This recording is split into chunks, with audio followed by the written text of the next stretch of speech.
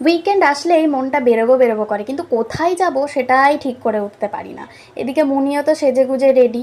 তো রাস্তায় বেরিয়ে মনে পড়লো নিউ টাউনে তো গ্র্যান্ড ট্রেড ফেয়ার হচ্ছে, সেখানেই যাওয়া যাক। তো গ্র্যান্ড ট্রেড ফেয়ারটা কিন্তু প্রতি বছরই, আর আমার প্রতি বছরই আসি। তো এখানে বাইরে ভীষণ হাওয়া দিচ্ছিল, খুব সুন্দর একটা পরিবেশ ছিল। টিকিট কাউন্টারে চলে গেলাম, এন্ট্রি ফিস ছিল 40 টাকা করে। প্রচুর প্রচুর স্টল এসেছিলো। তার মধ্যে এই স্টলটা হচ্ছে ফার্নিচারের স্টল, যেখানে বিভিন্ন রকমের sofa set, bed, table, chair সমস্ত কিছু তোমরা পেয়ে যাবে। তো সবাই এত সেজেগুজে এসেছিলো, নিজেকে কীরকম যেন একটা লাগছিলো। তো যাই হোক, চলে গেলাম সোজা ক্লিপ, গার্ডার এইসবের দোকানে। প্রচুর রকমের ভ্যারাইটিস ছিল, কিন্তু দামটা একটু বেশিই ছিল।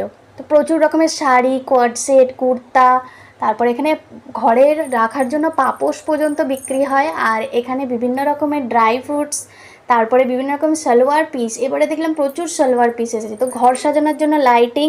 আর এখানে দিলাম ক্রুশের টপগুলোও খুব সুন্দর এসেছে। বাচ্চাদের বিভিন্ন রকমের খেলনা। এখানে কিন্তু প্রাইরাইট, মানি ম্যাগনেট সমস্ত কিছু পেয়ে যাবে। মুনির তো হয়ে গেল।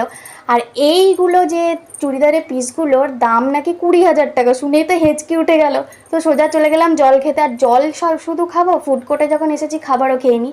আমি নিয়েছিলাম পাওভাজি, আর মুনির বাবা নিয়েছিল এগ মোগলাই। সো খেতে খেতে গল্প করতে করতে তারপরে সোজা চলে গেছিলাম মিষ্টির স্টলে। বিভিন্ন রকমের মিষ্টি এসেছিলো। তো কিছু মিষ্টি নিয়ে আমরা লাইটিং দেখতে দেখতে সোজা চলে গেলাম বাড়ি। এবার মেলা থেকে কি নিয়েছিলাম সেটা দেখায়। মেলা থেকে নিয়েছিলাম একটা ব্যাঙ্গেলস, যেটা খুব ট্রেন্ডিং ছিল। দাম নিয়েছে 100 টাকা, বেশি না কম প্লিজ তোমরা একটু কমেন্টে জানিও। আর নিয়েছিলাম ট্যাপের কিছু পাইপস।